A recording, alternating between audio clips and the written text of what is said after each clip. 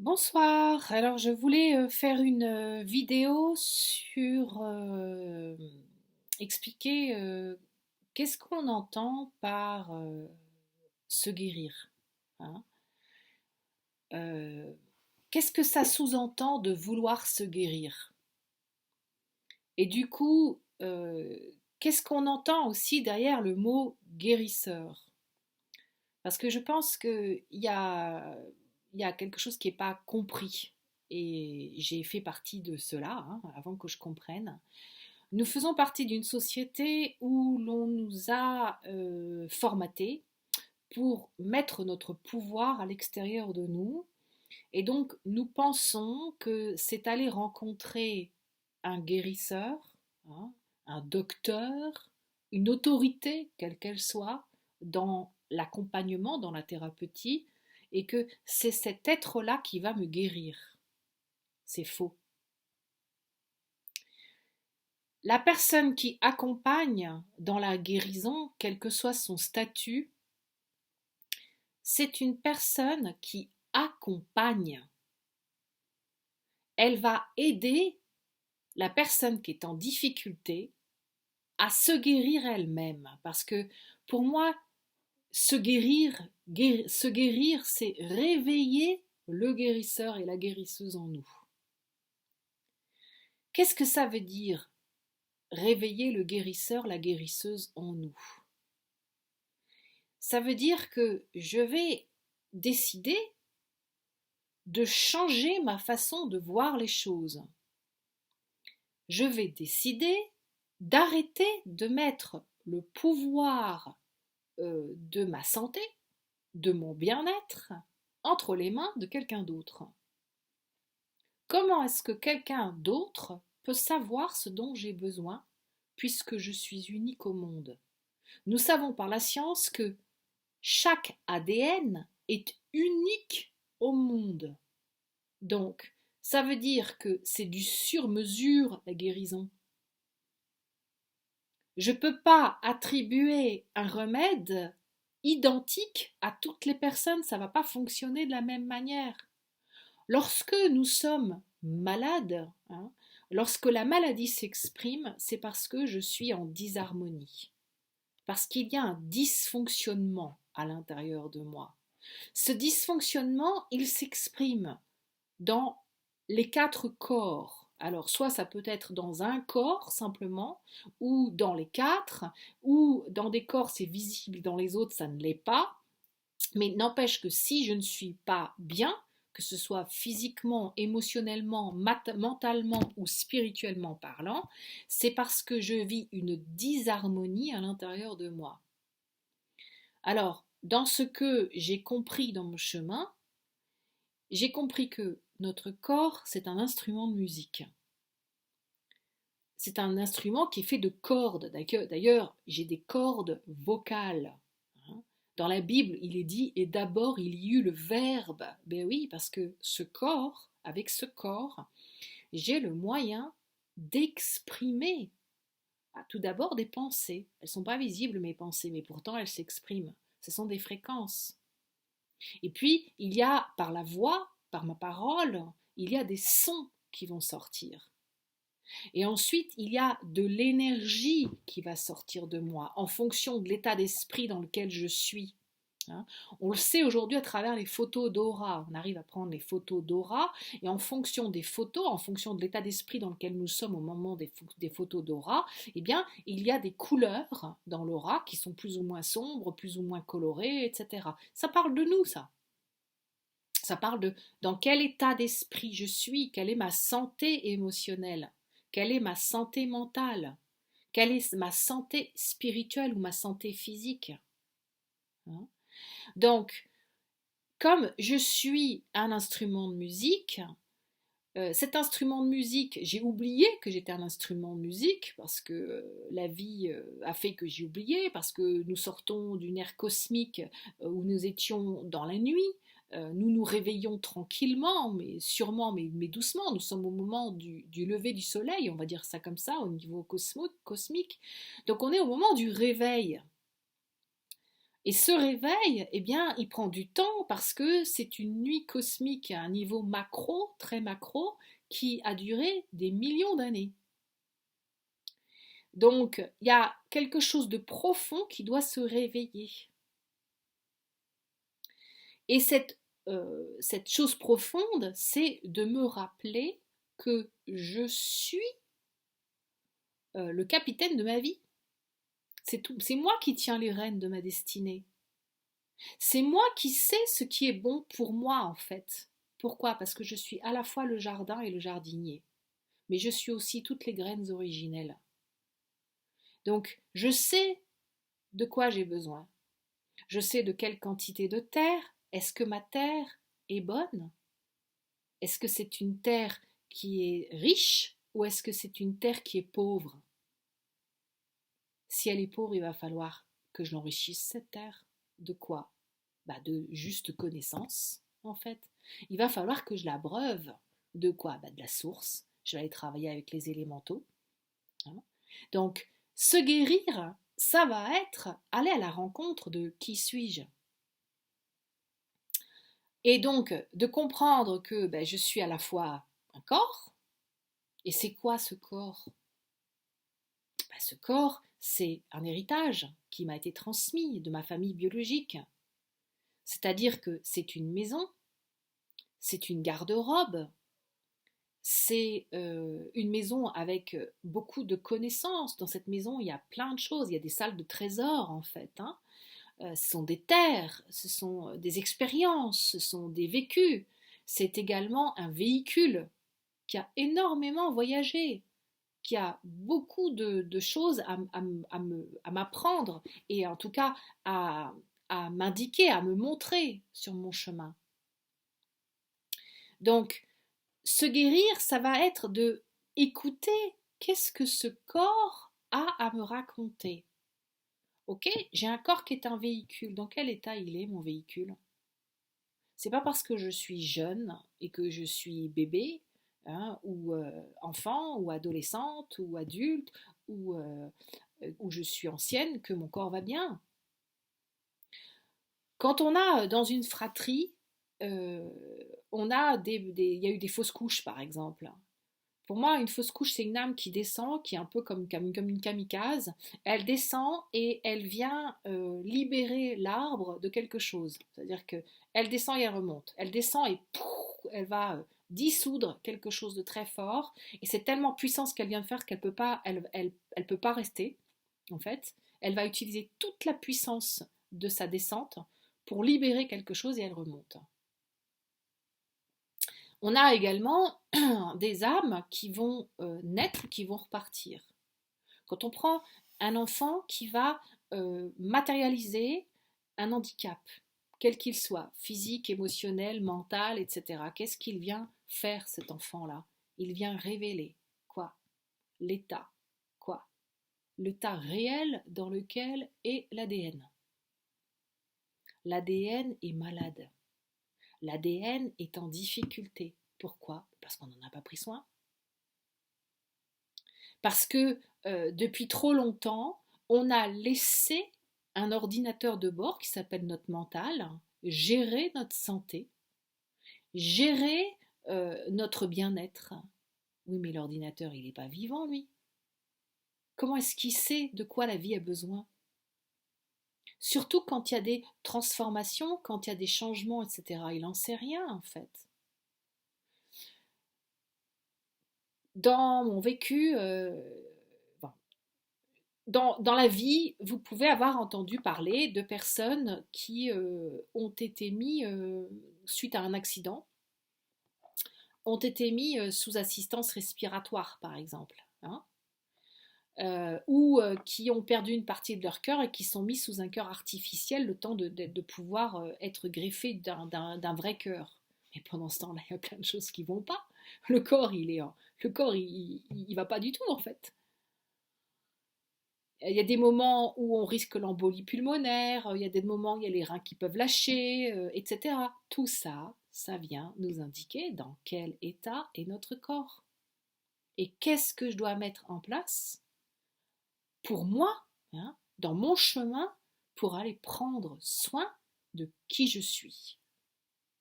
Chaque information qui va m'être révélée le long de mon chemin, pas uniquement à moi, hein, parce que je dois être observatrice de ce qui se passe autour de moi. Par exemple, au niveau de ma fratrie, au niveau de mes parents, de mes cousins, de mes grands-parents. On va voir jaillir et sortir des dysfonctionnements, des disharmonies, à la fois dans les corps physiques, le corps émotionnel, le corps mental ou le corps spirituel. Toutes ces informations, elles viennent de parler de quoi? De l'arbre dans lequel je suis descendue. Donc, merci, parce que quelque part, en me révélant un dysfonctionnement, si j'accepte de le regarder, hein, et d'arrêter de dire, ouais, non, mais c'est l'autre, non, non, cet autre, c'est un miroir de ce que je suis. Ok, qu'est-ce que je mets en place, moi, à l'intérieur de moi, pour aller regarder ça, avec beaucoup d'amour et avec beaucoup de compassion, et comment je décide de réveiller la guérisseuse à l'intérieur de moi. Qu'est-ce qu'un guérisseur? Le guérisseur, d'abord, c'est quelqu'un qui sait écouter. Savoir écouter, ça ne veut pas dire être juste dans le silence et écouter ce que l'autre va me raconter. Parce que l'autre, il va me raconter une histoire qui est bien souvent une histoire que le mental raconte. Savoir écouter, c'est pendant que la personne parle, pendant qu'on lui pose des questions, c'est savoir écouter tout ce que la personne ne dit pas. C'est savoir écouter ce que le corps raconte. Il y a plein de choses qui sont racontées par le corps, en fait, quand on écoute bien. Il y a ce qui est visible, hein, dans des attitudes, dans des postures, etc. Puis il y a ce qui n'est pas visible. Ça se passe par percevoir et ressentir.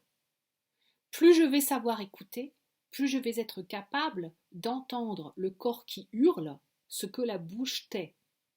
À la fois à un niveau physique, mais si tout d'un coup je ressens une peur immense et je sais que j'ai aucune raison d'avoir peur, ça n'est pas la mienne.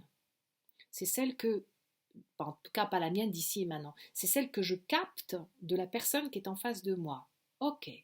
Mais en même temps, merci parce que cette personne-là que j'ai en face de moi est un miroir d'une partie de moi que pour l'instant je ne voyais pas.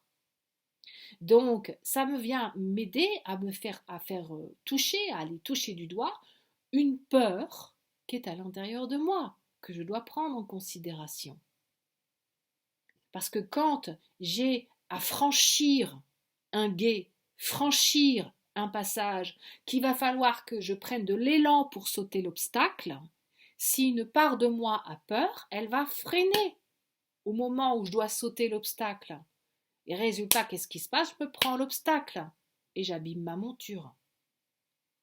Je vais abîmer, si je monte à cheval par exemple et que je fais du saut d'obstacle, et ben en fait le cheval il va se taper les jambes contre l'obstacle et il peut se casser la jambe. Et en tombant, le cavalier ou la cavalière tombe et se fait mal. Donc, se guérir, en fait, c'est aller à la rencontre de nos maux, hein, qui sont ni plus ni moins les dysfonctionnements que nous avons à l'intérieur de nous, et c'est de commencer un chemin pour aller comprendre et décoder ce que le corps essaie de nous dire. Parce que c'est pas parce que le dos hurle que la problématique elle est dans le dos. C'est ça qui n'est pas évident en fait. Hein. C'est comment est-ce que je vais essayer, c'est comme une grosse pelote avec plein de nœuds, comment je vais essayer d'aller chercher la source du problème. Alors ça, c'est du décodage biologique. Si ça vous intéresse, si vous voulez en savoir un peu plus sur qu'est-ce que c'est que le décodage biologique, je vous invite à aller regarder sur mon blog. J'ai un article qui s'appelle Décodage biologique, je crois que c'est le titre. Et vous pouvez aller regarder aussi les travaux de Christian Flech, hein, dans les bibliographies elles ne sont pas du tout à jour, mes bibliographies, il faudrait qu'un jour je le fasse, mais pour l'instant, ce n'est pas le moment. c'est du coup de prendre le temps d'aller regarder les travaux de Christian Flech. Il y a aussi les travaux de Enrique Corbera, qui est un Espagnol que je trouve qui a fait une chose superbe, du docteur Hammer, en fait. Et puis il y en a plein d'autres, hein, en fait, hein, qui ont travaillé sur le décodage biologique. Mais c'est aussi du bon sens, en fait, le décodage biologique. C'est d'essayer de comprendre d'où émane la source de la douleur physique que je peux ressentir, ou bien de ma douleur émotionnelle, ou bien de ma douleur mentale, ou bien de ma douleur spirituelle. À partir du moment où je décide d'aller dans du décodage biologique, je vais pouvoir commencer à pouvoir m'intéresser à des outils qui vont m'aider à modifier et à transmuter le dysfonctionnement ou la disharmonie. Alors, moi, l'outil le plus puissant que j'ai trouvé, c'est la spiritualité. Et derrière la spiritualité, c'est quoi? La méditation. Et la méditation, alors il y a plein de noms savants qui sont donnés sur la méditation aujourd'hui. Moi, je fonctionne comme une enfant, hein, j'ai aucune envie d'aller mettre des mots compliqués, ça sert à rien. Ma manière de le vivre, c'est la méditation m'a fait rencontrer un état modifié de conscience qui s'appelle la transe. Transformation, transcendance, transmutation. C'est un état modifié de conscience qui me permet d'aller rencontrer quelque chose. Je vais rencontrer quoi? L'alchimiste en moi. Je vais aller rencontrer quoi? La guérisseuse en moi. Je vais aller rencontrer quoi? La magicienne à l'intérieur de moi. Magicienne, ça vient du mot magie. La magie, c'est l'âme qui agit dans le corps, c'est-à-dire que je vais laisser l'âme agir dans mon corps. Je vais, par des systèmes de visualisation, par des systèmes de répétition, d'autosuggestion positive, ça s'appelle des mantras, on appelle ça aussi des prières, hein. Mais je vais adapter, c'est-à-dire que je vais aller chercher quels sont les mantras dont j'ai besoin.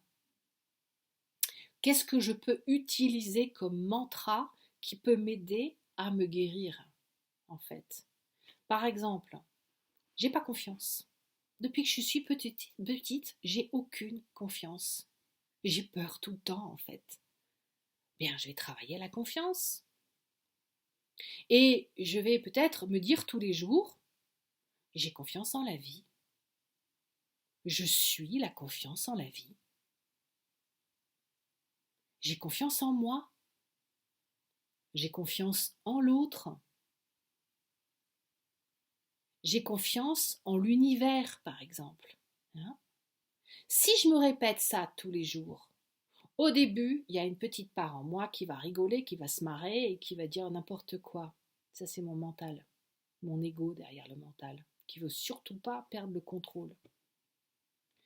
Mais si je suis dans une discipline, la discipline, c'est quoi? C'est ce que le disciple met en pratique pour apprendre et se transformer. Il met en pratique les enseignements que le maître lui a transmis.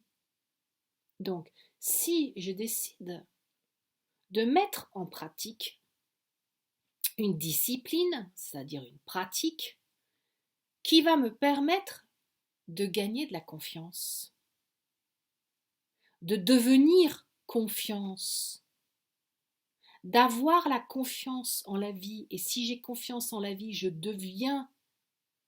l'habite, cette confiance en la vie. Elle vit en moi, en fait. Elle devient moi. D'accord? Se guérir, ça passe par là. C'est aussi prendre en considération le respect des lois cosmiques. Il y a des rythmes. La nature nous enseigne des rythmes très simples, hein. Les saisons. Hein. Il y a une saison pour naître. Il y a, on pourrait même d'abord commencer par l'hiver. Il y a une saison où il y a le vide. Et c'est comme le ventre d'une femme. Quand le ventre d'une femme est vide, c'est du vide que nous allons pouvoir concevoir. parce que comme il est vide, il y a de la place. Le vide, c'est faire de la place. Quand il y a de la place, j'ai de la place pour accueillir un être dans mon ventre. Et bien de la même manière, quand je vais vivre l'hiver, je vais faire le vide afin de permettre au printemps et à la nature de renaître. Au moment de l'été, elle va arriver à maturité. Au moment de l'automne, eh bien, elle va commencer sa décroissance, hein, on appelle ça la petite mort, pour aller rencontrer la grande mort au moment de l'hiver, qui est de nouveau le vide. Chaque chose que nous vivons suit ce cycle.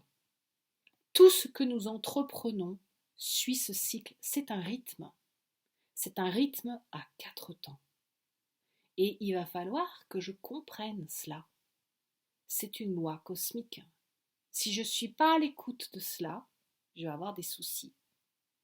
De la même manière que dans les lois cosmiques, il y a une loi maintenant qui est très à la mode, qu'on appelle la loi d'attraction ou la loi d'intention, la loi de cause à effet.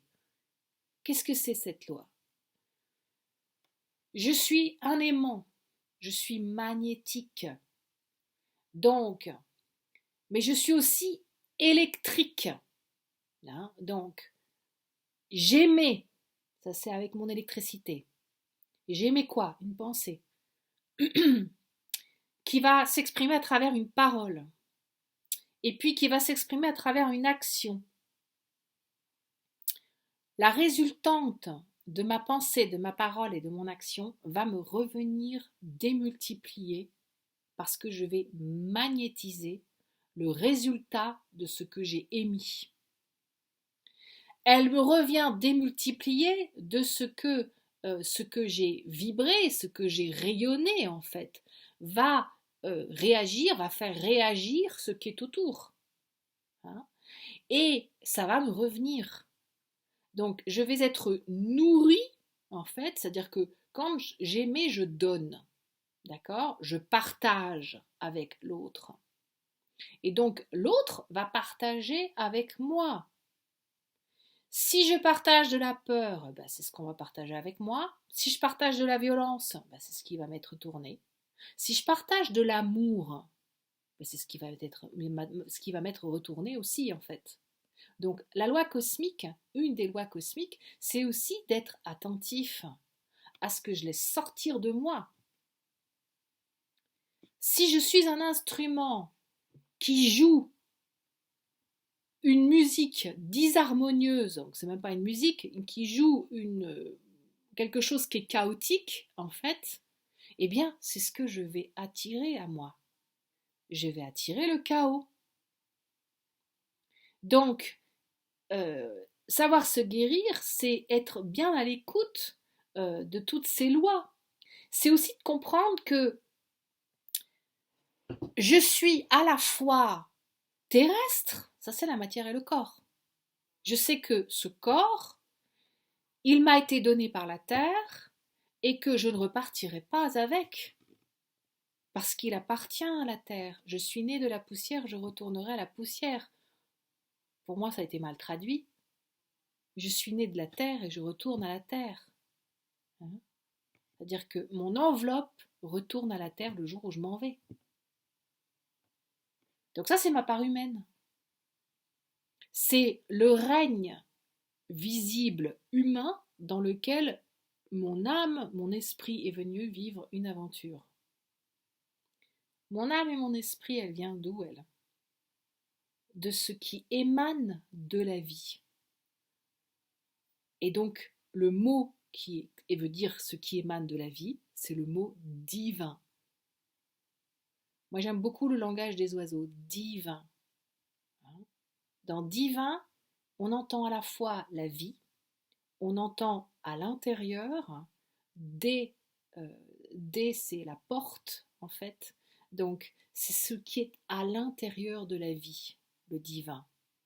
C'est la fréquence vibratoire, en fait, originelle de la vie.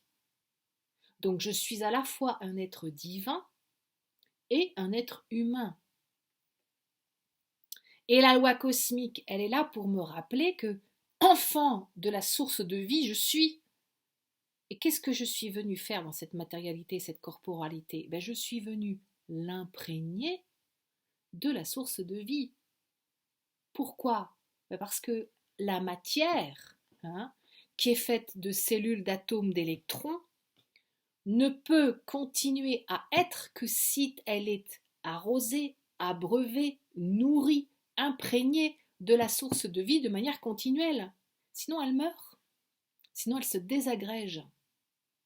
Donc, il y a besoin de nourrir. Donc, je dois me rappeler que être divin, je suis. Ça aussi, ça fait partie des lois cosmiques. Alors, je m'étais mis des petites notes pour pas oublier ce que je voulais vous parler. Oui, dans la guérison, il y a aussi autre chose. Alors ça, c'est en reliance avec une autre vidéo dont je vous ai parlé, qui est la vidéo qui parle du théâtre terrestre. Se guérir, c'est sortir du théâtre terrestre. Parce que tant que je suis investie dans le rôle de victime, dans le rôle de bourreau, dans le rôle de sauveur ou dans le rôle de l'indifférent, je ne peux pas me guérir. Parce que je suis dans un théâtre de conflit, en fait. Et donc ce théâtre de conflit parle du conflit qu'il y a à l'intérieur de moi. Si je suis dans le déni que je vis une guerre à l'intérieur de moi, comment est-ce que je peux me guérir? Ça ne marche pas, en fait. On sait tous parfaitement que la guerre engendre le sang. Hein? La guerre, elle fait couler du sang. Or, la vie, elle coule dans notre sang. Hein? La guerre, elle engendre la souffrance et elle engendre la mort. Donc, si je veux me guérir, je dois apaiser, je dois calmer toutes les sources de tension ou les sources de conflits intérieurs, qu'ils soient physiques, émotionnels, mentaux ou spirituels. Pour moi, tout est lié.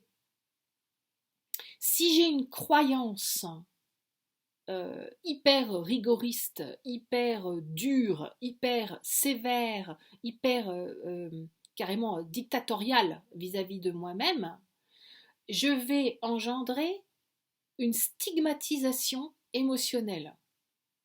Si je ne veux pas écouter cette stigmatisation émotionnelle, ça va se cristalliser au niveau physique.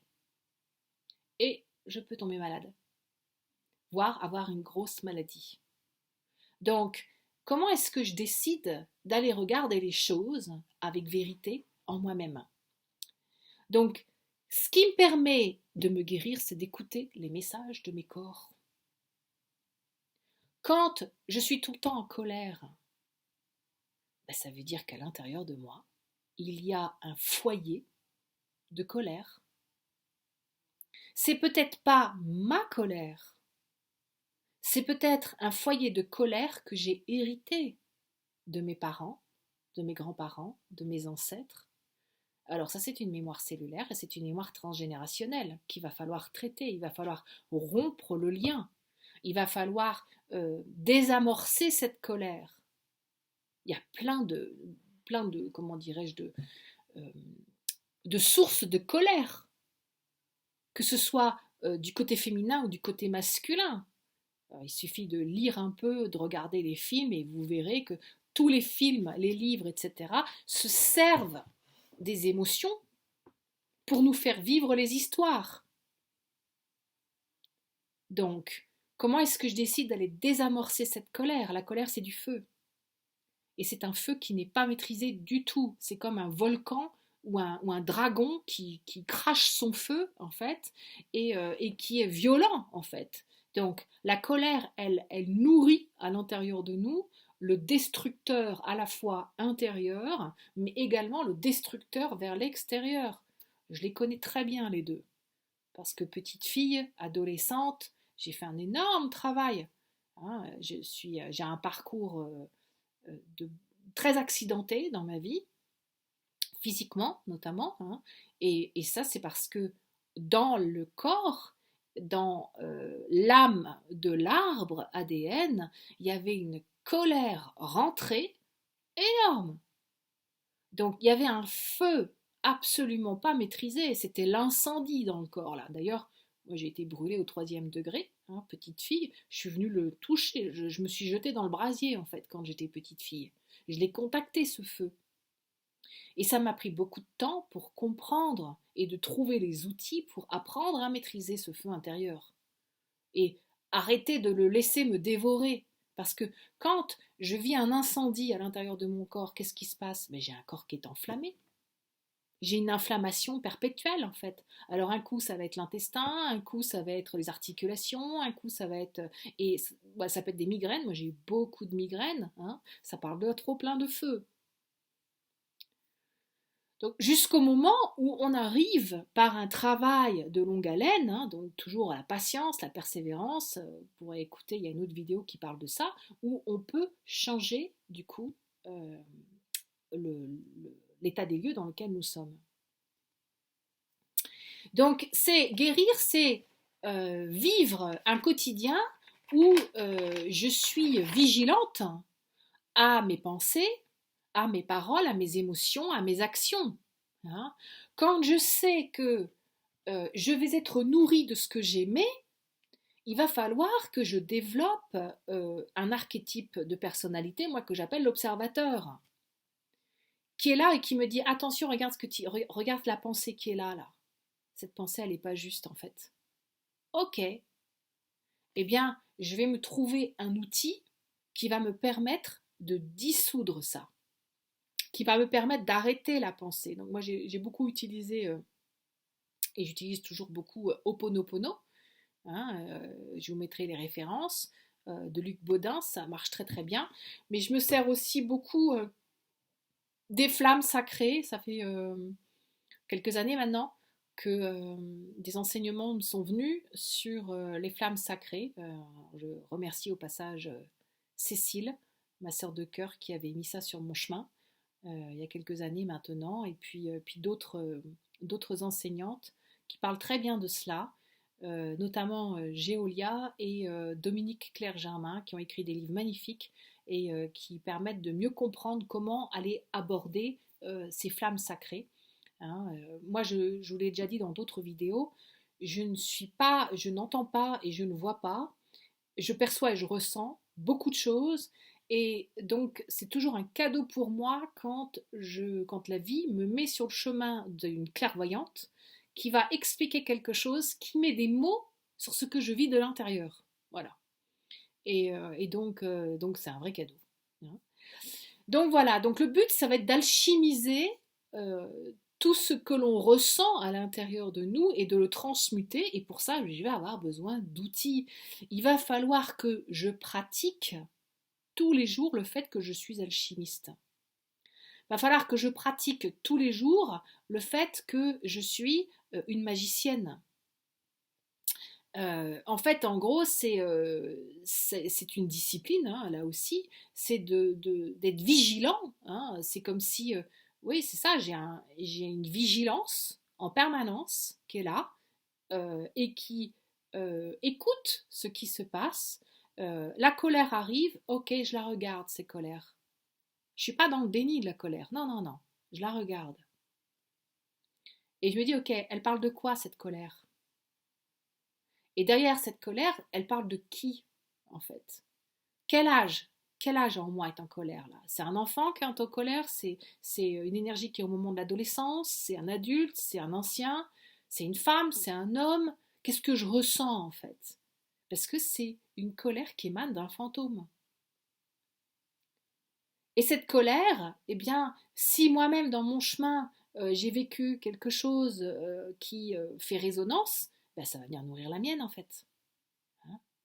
Donc, c'est comment est-ce que je désamorce cette colère? Comment est-ce que je vais l'alchimiser grâce à des outils que je vais trouver, notamment la méditation, notamment la récitation des mantras. Moi, je veux partager là dans cette vidéo. Je pense que le plus bel outil qui est arrivé dans mon chemin,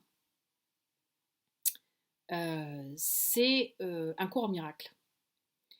Parce que quand j'ai commencé mon chemin, j'ai lu beaucoup de livres, grâce notamment à ma première guide, hein, Barbara, qui m'a mis un nombre de livres incroyables dans les mains. Donc, tous ces livres m'ont tellement aidé parce qu'ils mettaient en lumière tout ce que je ressentais à l'intérieur depuis que j'étais enfant.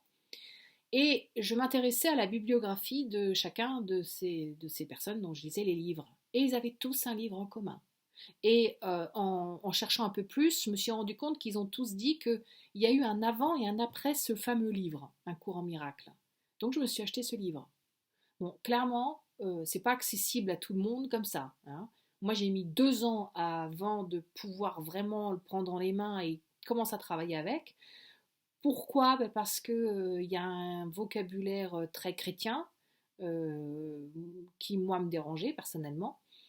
Euh, et donc, j'ai dû faire fi, enfin pas faire fi, mais en fait me libérer de la colère ou des appréhensions ou du conflit dans lequel j'étais par rapport à ce vocabulaire-là. En fait, me libérer du dogme, en fait, voilà. Et de me réapproprier le vocabulaire utilisé par ce livre. Et ensuite, c'est tout un processus, en fait. C'est un magnifique outil où il y a un cours. Ensuite, il y a 365 exercices, hein, donc c'est une année de travail. Euh, Clairement, je pense qu'il n'y a pas beaucoup de personnes qui ont dû réussir à faire le travail en un an, parce que vous verrez que c'est pas si simple que ça, ces exercices de méditation. Si je suis honnête avec moi-même, je vais me rendre compte qu'il y a des jours où j'ai pas réussi à faire les choses correctement. Dans ces cas-là, je le refais, en fait, hein. Moi, j'ai mis 15 mois pour le faire. Et ensuite, il y a le livre des enseignants. Et ça m'a changé la vie.